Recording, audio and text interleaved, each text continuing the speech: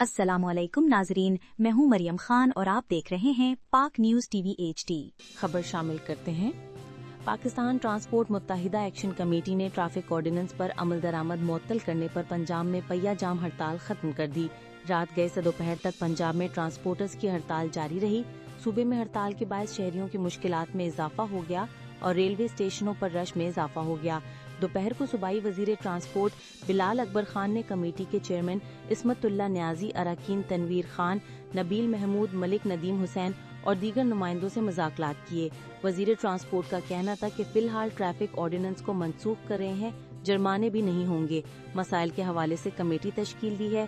عصمت اللہ نیازی کا کہنا تھا کہ وزیر ٹرانسپورٹ کی یقین دہانی پر ہڑتال معطل کر رہے ہیں۔ ان کا کہنا تھا کہ کمرشل گاڑیوں کے چالان نہیں ہوں گے، تھانوں میں گاڑیاں بند نہیں ہوں گی۔ دوسری جانب پاکستان منی مزدہ ایسوسی ایشن کے صدر شیر علی چودھری کا کہنا تھا کہ آرڈیننس منسوخ کرنے کا نوٹیفیکیشن جاری کیا جائے ورنہ ہڑتال جاری رہے گی۔ اب تک کے لیے اتنا ہی۔ مزید خبروں کے لیے دیکھتے رہیں پاک نیوز ٹی وی HD۔